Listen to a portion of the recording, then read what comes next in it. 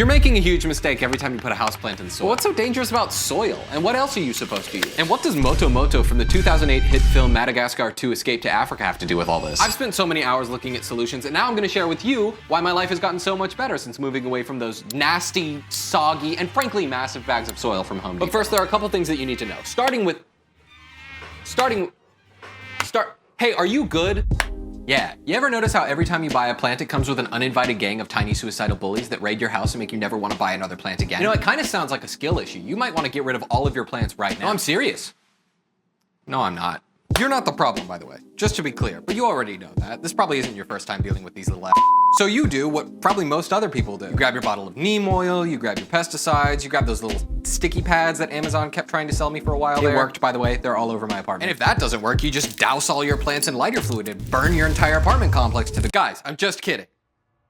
Or am I? I mean, the first part's a pretty decent response, all things considered, but you already made a couple of mistakes that you could have avoided at the very beginning. Let me explain by talking a little bit about fungus gnats, baby! God, look at that. A face only a mother could love. I harbor an unbelievable amount of anger towards these little fellas, always eating my plants and flying up my nose and whatnot. Why do they keep showing up? And why is it that when one appears, dozens appear? To answer these questions, I took to the internet. Know your enemy and all that. More specifically, I went to Wikipedia, where I made a couple of shocking discoveries. As it turns out, I'm stupid. I mean, not technically, but I did get a couple things wrong. Okay, so first, and actually really interestingly, did you know that some gnats have antifreeze proteins that allow them to live in colder climates? You could put the most expensive watch in the world on these guys, and they still wouldn't have ice in their veins. That's crazy. And second, fungus gnats don't actually harm your plant at all. That's because they are detritivores, which means that they eat decaying matter and fungus and stuff like that. And apparently, like a pilot on diuretics, they're pretty shitty flyers, which is why they tend to prefer to walk on the surface of the soil, and it's also the reason why they always end up in your nose. Ooh, I just saw one. Wait. Got him. You thought it was a real one. In a healthy plant, that's totally fine. There's usually not a whole lot of decay happening under the surface. Your roots are nice and healthy. There's nothing for the fungus or the fungus gnats to munch on. Unless your plant is dying. When your roots begin to rot, they start to attract fungus, and more importantly, fungus gnats. So cool, easy, video done. I know it's easier said than done, but just stop killing your plants and you won't have to worry about them again. Except that's stupid advice, and my plants aren't dying. So I guess the question is why? Why are there so many fungus gnats in my apartment? And what am I supposed to do about that?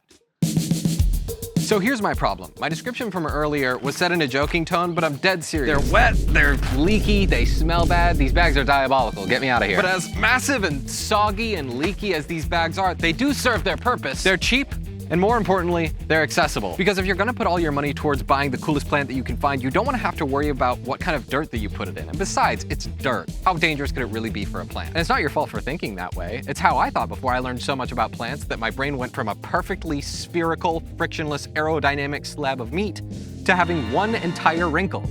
Now, as if being left in the rain for some godforsaken reason wasn't bad enough, you might notice that the bags tend to have these little holes all over them. I thought it was a mistake, but they're supposed to be there if you can believe it. These bags contain a ton of decomposing matter. That decomposition gives off gas. So to keep the bags from exploding like the egg that your high school buddy thought he could hard-boil by putting in the microwave, they put a bunch of holes in the bag. So it's not a bug, it's a feature that just so happens to let in a whole bunch of bugs. Hey, yo, that was funny. Somebody get this guy a What are we comedy doing? award.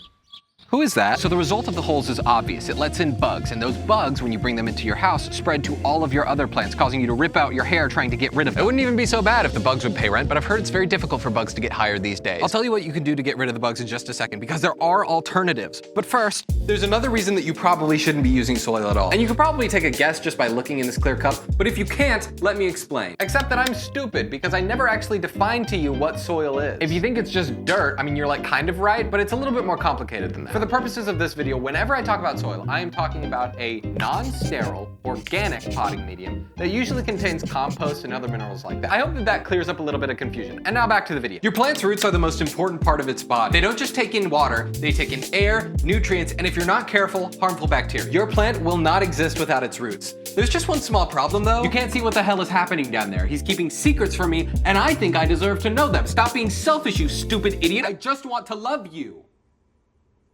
Anyway, since you can't exactly see what's going on under the sea, you have to trust that whatever you put your plant in is good. That means making sure whatever your light munchers are sitting in is nutrient dense, and most potting mixes that you're gonna find in the store aren't even remotely as your plant needs. I mean, just look at what this default potting mix looks like compared to the custom one that we're gonna make later in the video. It's embarrassing. Seriously, if I was in this guy's class, I would bully him relentlessly. No, I wouldn't.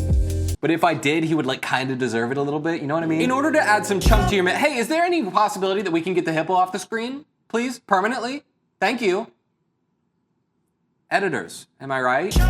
In order to add some chunk to your mix, we're gonna have to add a couple things. Now, I understand that all of this stuff looks very intimidating, but rest assured, I promise you, I'm not gonna use all. This is just a way for me to show you your options. First of all, ditch the store-bought stuff. Obviously, that stuff's nasty. You don't wanna be caught outside with that stuff. Otherwise, you'll get bullied by me. Instead, you're gonna use either peat moss or, do what I do, use coco coir. This is our base. We're using it because A, it retains moisture really well, B, it's not soil, and C, it like kinda has a superpower. Your base is incredibly important because while you could add soil, if you've been paying attention, you'll know that's not optimal. Peat moss and coco coir are inert, which means that they don't have any nutrients in them. So you're gonna have to add some kind of slow release fertilizer, or do what I'm doing today and add worm cast. Just a handful of worm poop. You might think that that's a downside, but it's actually a huge, huge, huge plus. This is a really good thing because whenever you buy your base at the store, it's not gonna come with a bunch of rot munching kamikazes that multiply indefinitely. After that, it's just a matter of how much air you want your plant to get. The mix that I usually use is equal parts coco coir, perlite, which you can get small and large forms of,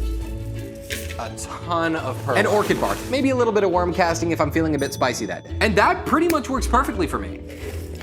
Cool. But listen though, there's no shame in buying soil from the store. I made a bunch of jokes about it, but truth is I use it all the time. If you already have soil and you don't want it to go to waste, there are several ways that you can sterilize it. I've heard that freezing it overnight helps, but given what I said earlier about the antifreeze proteins, I'm a little bit skeptical. Try baking it with a few sprays of water to steam the soil and kill anything that would be lurking within. As for how you should mix it, just sub the coir for potting soil. Speaking of subs, you should subscribe to this channel and let me know what potting mix you guys use. I'm interested to see what you guys do, seriously. And thank you so much for watching. Bye.